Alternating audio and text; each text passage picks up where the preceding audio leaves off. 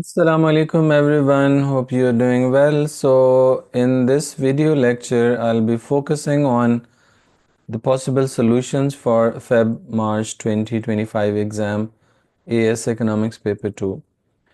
So, this exam is going to happen tomorrow, and I wish all of you best of luck. So, I'll post this video shortly, inshallah. सो चलिए चलते हैं कि इसके possible solutions क्या हो सकते हैं। सबसे पहली जो स्लाइड है, अगर if you have any kind of doubts you can write in the comments and I will try to get back as soon as possible so that you can get maximum possible help for the tomorrow's exam. Okay so सबसे पहली चीज़ जो है वो आप लोग please देख लीजिए। सबसे पहला, don't basically forget reading this disclaimer. Definitely, these kind of like practices are just to check your preparation कि आप कितना well prepared हैं एग्ज़ाम के लिए जो नेक्स्ट डे आपका होने वाले हैं। लेकिन नेवर एक्सपेक्ट कि जिस तरह के क्वेश्चंस यहाँ पे एग्जैक्टली दिए हुए हैं exact same questions as it is आ जाएंगे, तो ऐसा नहीं होगा। मे बी कोई क्वेश्चन ऐसा रिपीट हो जाए, लेकिन इसी तरह के सिमिलर क्वेश्चन सिमिलर नॉलेज आपको टेस्ट हो रहा होता है, तो आपके लिए वहाँ पे एग्ज़ाम में आपको हेल्प हो जाती है कि आपको अपने डिस्कशन को किस तरह से लेके चलना है। सो इस क्लास में सबसे पहले आप फार्मूला शीट देख लें जो you can see on the screen. इस तरह का क्वेश्चन आपको मेनली एमसीक्यूज़ में टेस्ट होता है या फिर केस स्टडी में। ये जो फार्मूला शीट है आपको ये हेल्प कर सकती है। केस स्टडी में भी कोई एक आधा क्वेश्चन ऐसा आ जाता है जैसे price elasticity of demand calculate करने के लिए एग्जामिनर पूछ लेता है, so you can easily like solve it अगर आपको फॉर्मूला याद हो तो। And this are different formula sheet and you can like take screenshot and you can note it down as well, right? And now moving to mainly the section B part, there are three sections in paper 2. Section A is case study, B is from microeconomics. There are two questions in microeconomics and you have to pick one of them. And in macroeconomics section C, you again get two questions and you have to pick one of them. सबसे पहली चीज़ ये है, आप याद रखें exam में, economics के exam में लाइक 23 पे ए ग्रेड होता है, 23 24 आउट ऑफ 40, सो आप अंदाज़ा लगा लें 30-35% के बीच में अगर ए ग्रेड आ रहा है तो मींस के इतना ज़्यादा स्कोरिंग नहीं होता। सो इसलिए आपको भी बहुत टेंशन लेने की ज़रूरत नहीं है।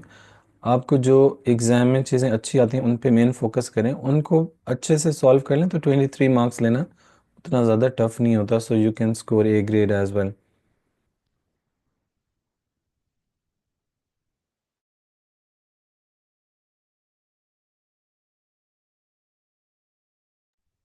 ओके जी, सो चलिए चलते हैं सेक्शन बी की तरफ। पहला पहला क्वेश्चन है।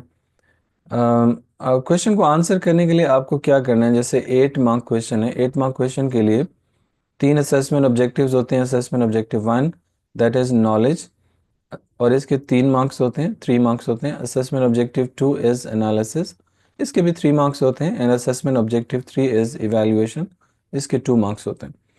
याद रखें ये जो वर्ड कंसीडर लिखा होता है, after that word consider this is the statement use for evaluation purpose.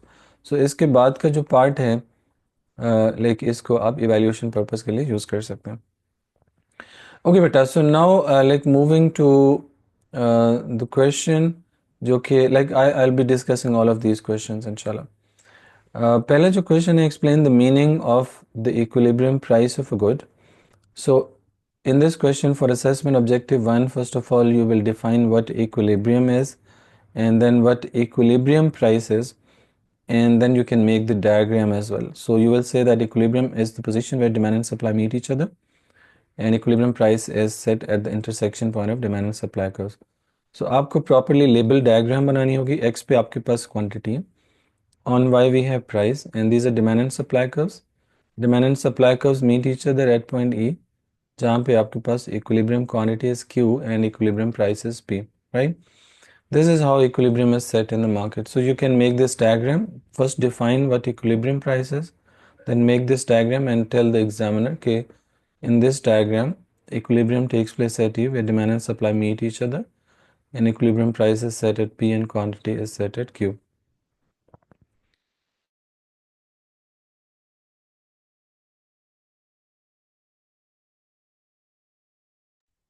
And then you have to like uh, examiner will give you some like factor that may affect demand or supply, like why it may rise or fall, like equilibrium price may rise or fall.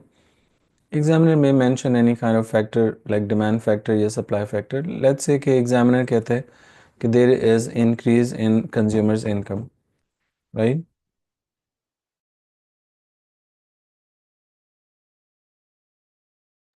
अगर examiner कोई factor mention करता है, जैसे मैंने बोला increase in consumers income, तो increase in consumers income से demand में क्या चेंज आता है? डिमांड आपकी इंक्रीज हो जाती है। And whenever there is rise in demand, demand curve shifts to the right, right. तो ये डिमांड एंड सप्लाई है, इक्विलिब्रियम यहाँ पे सेट हो जाएगा। इक्विलिब्रियम प्राइस पी है एंड क्वांटिटी इज क्यू।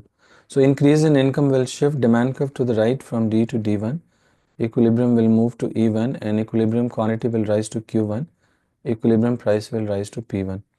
और इसको प्रॉपरली लेबल करना ज़रूरी होता है। एक्स पे हम क्वांटिटी और वाई एक्सिस पे हम लोग प्राइस लेबल करते हैं। प्रॉपरली लेबल डायग्राम ही आपके लिए रिवॉर्डिंग होता है, याद रखें। ओके, सो अगर डिमांड फैक्टर मेंशन होगा तो डिमांड को शिफ्ट कर दें, अगर सप्लाई फैक्टर मेंशन होगा तो सप्लाई को शिफ्ट कर देंगे। अकॉर्डिंगली आपको इन फैक्टर्स का पहले से पता होना चाहिए कि कौन से फैक्टर डिमांड को शिफ्ट करते हैं, कौन सा सप्लाई को शिफ्ट करते हैं। एंड पे आपको इवैल्यूएशन देनी है।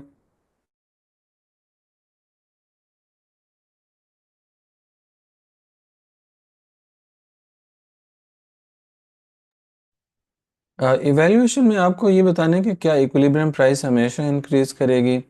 तो ये जैसे डायग्राम हमने बनाई इसके हिसाब से तो लाइक राइज इन इनकम की वजह से प्राइस इंक्रीज होगी, लेकिन ऐसा होना ज़रूरी नहीं है हमेशा के लिए।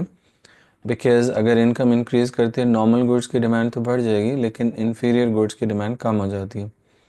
Inferior goods low quality products होती हैं, इनकम बढ़ती है तो लोग उनको डिमांड कम करते हैं। सो डिमांड कर्व राइट को शिफ्ट होने के बजाय डिमांड कर्व लेफ्ट को शिफ्ट हो सकता है, जहाँ पे इक्विलिब्रियम प्राइस फर्दर नीचे आ जाएगी और क्वांटिटी भी नीचे आ जाएगी। सो इवैल्यूएशन में आप इस चीज़ को मेंशन कर सकते हैं कि हमेशा लाइक डिमांड के राइज होने से प्राइस लाजमी नहीं है राइज हो जाए। It may fall as well, it depends कि आपके पास टाइप ऑफ गुड कौन सी है, इन्फीरियर है या नॉर्मल गुड है।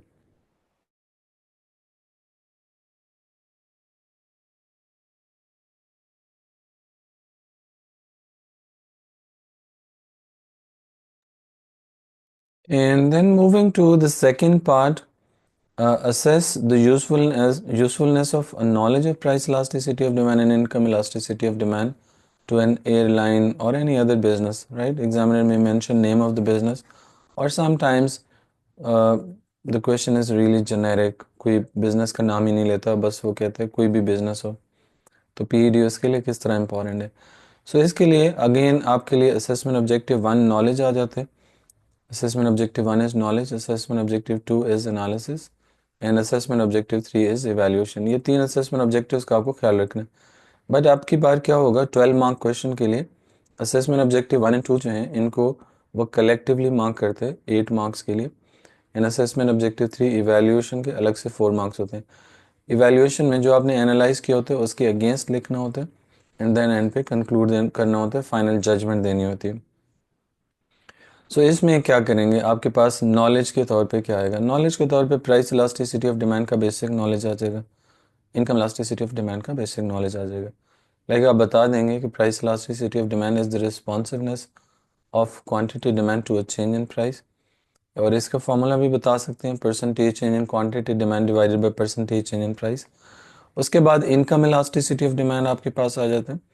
उसको आप डिफाइन कर देंगे कि it is the responsiveness of quantity demand due to change in income, और इसका फॉर्मूला होता है percentage change in quantity demand divided by percentage change in income. Then you can move on to the analysis part, और analysis part में आप बताएंगे कि price elasticity of demand किस तरह से इंपॉर्टेंट है किसी भी बिजनेस के लिए। लेट्स से एयरलाइन के लिए, एयरलाइन ने बेसिकली टिकट प्राइसेस सेट करनी होती हैं।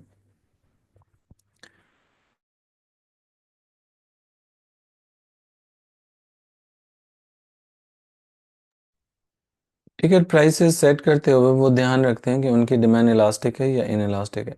अगर लेट्स से उनकी डिमांड इलास्टिक है तो एयरलाइन अपनी टिकट प्राइस को कम करेगी। In case of elastic demand, right, elastic demand होता है कि जब आपकी थोड़ी सी प्राइस चेंज होने से डिमांड बहुत ज़्यादा चेंज हो जाती है। सो प्राइस कम करने से क्वांटिटी डिमांड एयरलाइन की बहुत ज़्यादा बढ़ जाएगी, तो एयरलाइन का टोटल रेवेन्यू भी इंक्रीज़ हो जाएगा। सो इलास्टिक डिमांड गाइड करेगी एयरलाइन इंडस्ट्री को कि प्राइस अपनी कम करें। और अगर इस केस में उन्होंने प्राइस गलती से बढ़ा दी तो अब उनका रेवेन्यू कम हो जाएगा, क्योंकि प्राइस ज़रा सी बढ़ाने से क्वांटिटी डिमांड बहुत ज़्यादा कम हो जाएगी और टोटल रेवेन्यू बिजनेस का बढ़ने की वजह कम हो जाएगा, तो उनको फिर नुकसान हो सकता है। याद रखें, कोई भी बिजनेस जब इलास्टिक डिमांड हो तो प्राइस को इंक्रीज़ नहीं करता, टेक्निकली नहीं करना चाहिए। लेकिन अगर किसी बिजनेस के पास ये नॉलेज नहीं है इलास्टिसिटी का, तो वो डेफिनेटली इंक्रीज़ भी कर सकता है, फिर उसको लॉस हो सकता है। और इसी तरह से अगर डिमांड इन इलास्टिक है तो फिर प्राइस बढ़ानी चाहिए। लाइक इन इलास्टिक डिमांड का मतलब है कि प्राइस चेंज होने से डिमांड में कोई बहुत ज़्यादा चेंज नहीं आता, बहुत माइनर से चेंज होगा।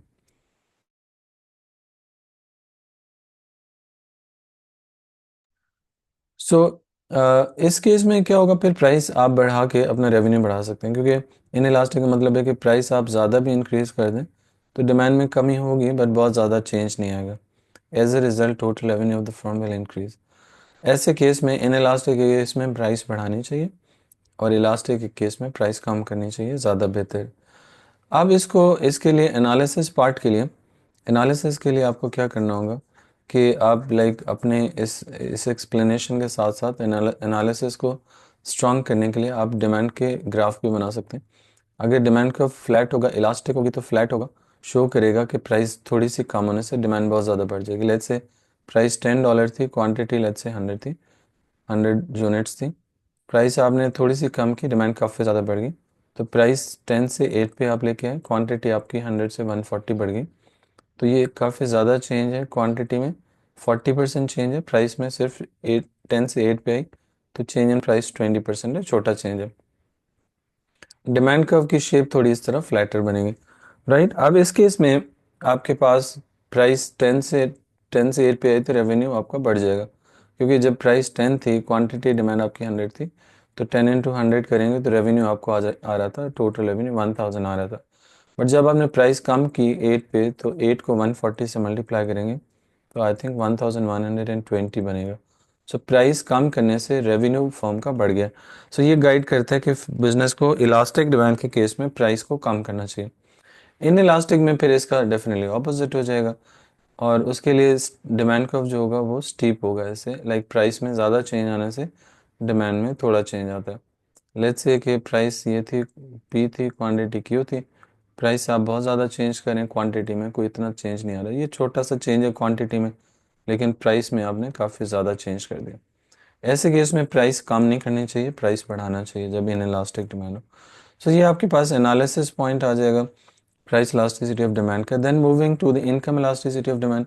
तो इनकम इलास्टिसिटी ऑफ डिमांड में आप बताएंगे कि जो भी बिजनेस है उसको प्रोडक्ट का डिसाइड करना होता है कि कौन सी प्रोडक्ट्स बनाए, ठीक है। अगर आप देखें,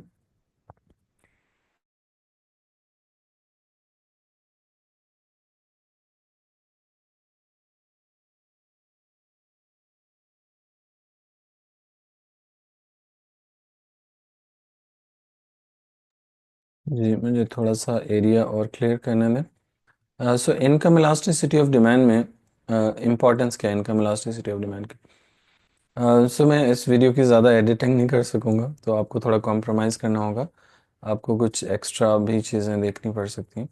सो आपका लेकिन आई बिलीव कि ये प्रोडक्टिव वीडियो होगी इंशाल्लाह।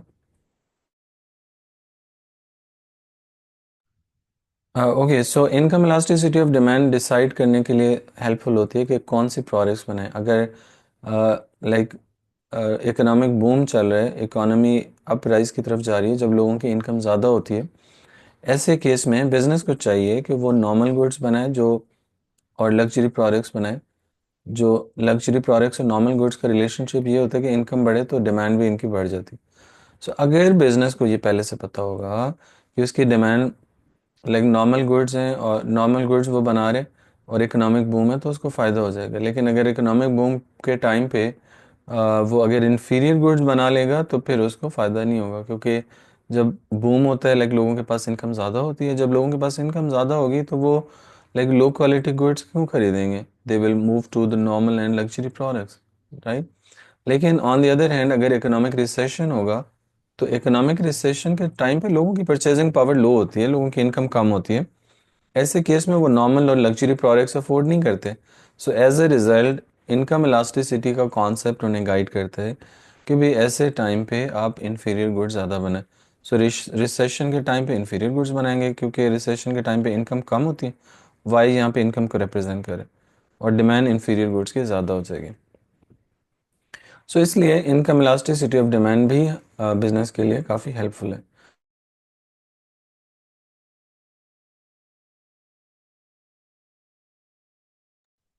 So income elasticity of demand business के लिए किस तरह हेल्प कर सकती है वो भी हमने देख लिया। तो अगर कोई एयरलाइन इंडस्ट्री है, उसने सर्विसेज डिसाइड करनी होती हैं कि एयरलाइन सर्विसेज किस तरह की होनी चाहिए, लग्जरी होनी चाहिए, नॉर्मल या इन्फीरियर होनी चाहिए। सो ज़ाहिर है वो इकोनॉमिक बूम के हिसाब से, अगर इकोनॉमिक बूम चल रहा है तो वो फिर हाई क्वालिटी एयरलाइन सर्विसेज देंगे क्योंकि उन्हें पता होगा कि कंज्यूमर्स अफोर्ड करते हैं and they will purchase it.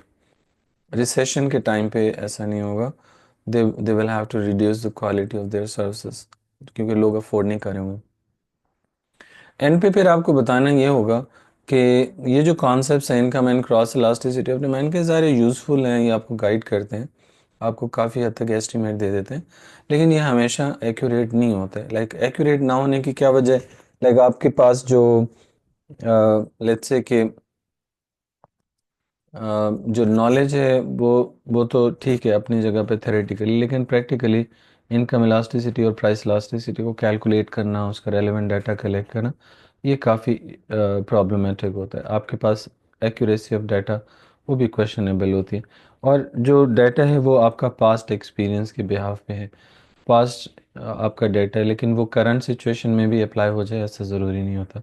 So at the end आप फाइनल जजमेंट दे देंगे कि although like in conclusion you can say although it is really tough to find accurate values of PED and find the behavior of the consumers accordingly is really tough. However, it is still essential to give an estimate to the producers कि what kind of product they should produce and what prices they should charge। ठीक है जी। उसके बाद next हम आ जाते हैं consumer surplus का question है। Explain the meaning of consumer surplus and consider the extent to which it may change due to imposition of indirect tax। और इनमें से कोई भी फैक्टर एग्जामिनर मेंशन कर सकता है। तो जो मोस्ट पॉपुलर फैक्टर्स हैं वो मैंने यहाँ पे आपके लिए मेंशन कर दिए, तो इन्हीं में से कुछ पूछ सकते हैं। सो इस क्वेश्चन को सॉल्व करने के लिए आपको क्या करना है, कंज्यूमर सरप्लस की बेसिक डेफिनेशन देनी है। और कंज्यूमर सरप्लस की डेफिनेशन होती है कि it is the difference between consumers willingness to pay and actual market price. Right, so इसका डायग्राम आप बनाएंगे। डायग्राम में आपको वाई एक्सिस के साथ डिमांड कर्व को कनेक्ट करके बनाना होता है। This is the price consumer is willing to pay, लेकिन मार्केट में प्राइस वहाँ सेट होती है जहाँ डिमांड एंड सप्लाई मीट करते हैं। तो this is equilibrium quantity and this is equilibrium price. ये जो ट्राइंगुलर एरिया होता है ये कंज्यूमर सरप्लस होता है। ठीक है, कंज्यूमर सरप्लस।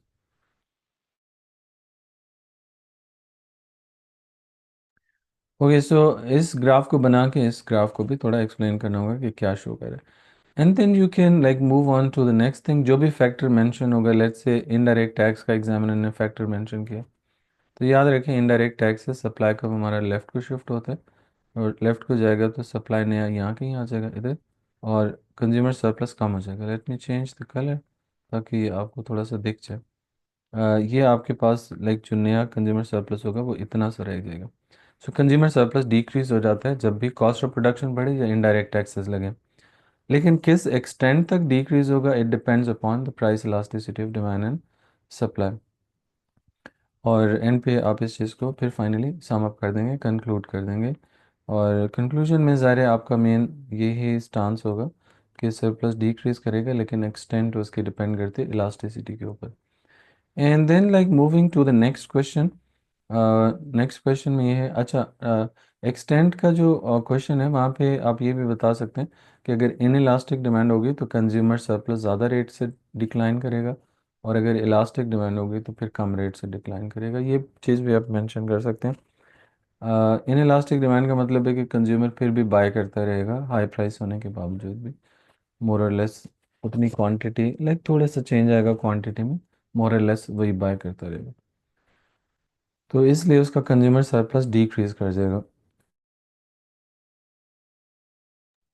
और डिक्रीज तो करेगा लेकिन लार्ज एक्सटेंट के साथ डिक्रीज करेगा। Okay.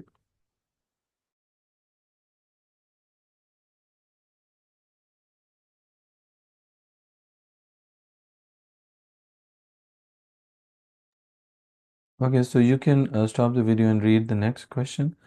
Assess the usefulness of knowledge of income elasticity of demand to a business. तो इनकम इलास्टिसिटी का थोड़ा मैंने ऊपर भी डिस्कस कर लिया, इसलिए आई बिलीव कि आप इसको देख लेंगे।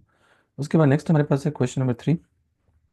Explain whether PPC, that is production possibility curve of a country, is more likely to shift inward or outward in the future. इसके लिए नॉलेज पॉइंट के तौर पे आप सबसे पहले पीपीसी को डिफाइन करेंगे और बताएंगे कि पीपीसी जब हम ड्रॉ करते हैं, PPC is production possibility curve which shows different combinations of two products that can be produced with the given resources। Properly इसको लेबल करेंगे, x पे x गुड और y पे y गुड्स लेंगे और इसको पीपीसी डायग्राम को आप इस तरह से लेबल भी कर देंगे। एंड फिर बाद में बताएंगे कि इनवर्ड शिफ्ट क्यों होता है पीपीसी। इनवर्ड शिफ्ट का मतलब है कि it moves to the left, इधर नीचे आ जाता है। आउटवर्ड शिफ्ट का मतलब होता है it moves to the right, इधर आ जाता है। ठीक है, इसके लिए अलग अलग डायग्राम भी बना सकते हैं, एक में भी शो कर सकते हैं।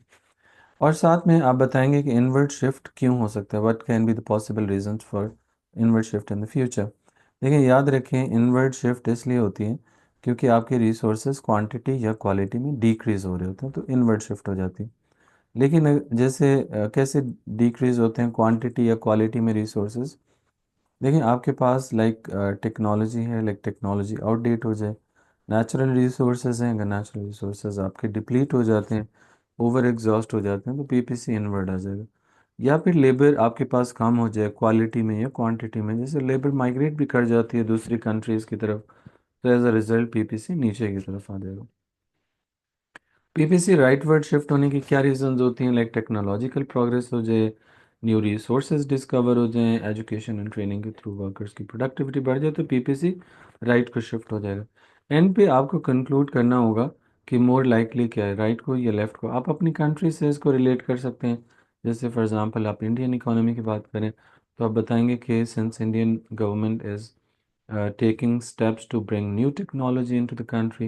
So our PPC curve is more likely, yeah, PPC of India is more likely to shift outward in the future। ठीक है, इस तरह से आप सम अप कर सकते हैं। या अगर आपको लगता है कि नहीं, government is not like taking steps that can shift PPC to the right, rather the steps are like not that good and they can shift PPC to the left instead। तो आप उसके लिए भी मेंशन कर सकते हैं, आपकी मर्जी है। ठीक है।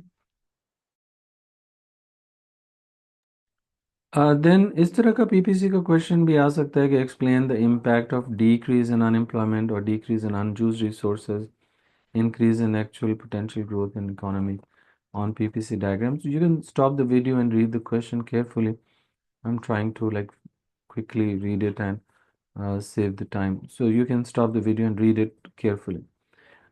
Again, for the solution of this question, you can again start with defining PPC। आपको क्या करना होता है, जो भी की टर्म दी होती है उसको पहले आप डिफाइन करते हैं, उसके बारे में थोड़ा डिस्क्राइब करते हैं। ओके, सो पीपीसी डायग्राम भी आप बना सकते हैं, simple PPC diagram properly labelled होना चाहिए। लेकिन उसके बाद आप बताएंगे एनालिसिस पार्ट में कि अगर अनएम्प्लॉयमेंट डिक्रीज होती है तो पीपीसी में क्या चेंज आएगा। याद रखें, अनएम्प्लॉयमेंट की वजह से पीपीसी बच्चे शिफ्ट कर देते हैं, शिफ्ट नहीं होता PPC. There is always a point inside PPC to show unemployment. जैसे पॉइंट ए है, ये अनएम्प्लॉयमेंट को शो करता है, मतलब आपकी प्रोडक्शन एक्स गुड की एक्स वन हो रही है, वाई गुड की वाई वन हो रही है। जब आपका लाइक अनएम्प्लॉयमेंट कम होगी तो आपका point in side the curve से टुवर्ड्स पीपीसी आप मूव करना शुरू करते हैं, राइट। आपकी प्रोडक्शन एक्स और वाई की इंक्रीज होना शुरू हो जाती है। तो this is how you can show unemployment, decrease in unemployment in the economy. उसके बाद नेक्स्ट है इंक्रीज इन नेचुरल रिसोर्सेज। अगर इंक्रीज इन रिसोर्सेज, अगर इंक्रीज इन रिसोर्सेज होगा तो पीपीसी फिर पूरा का पूरा राइट को शिफ्ट हो जाता है। एक चीज़ और याद रखें, ये जो अनयूज रिसोर्सेज या अनएम्प्लॉयड रिसोर्सेज को यूज़ करके हम आउटपुट बढ़ाते हैं, this is called actual growth. और जब पीपीसी पूरा राइट को चला जाता है, रिसोर्सेज बढ़ जाते हैं, तो this is called potential growth. ये भी याद रखें। एंड पे फिर आप लाइक कंक्लूजन दे सकते हैं कि अनयूज रिसोर्सेज और इंक्रीज इन रिसोर्सेज का ओवरऑल इम्पैक्ट क्या पॉसिबली हो सकता है।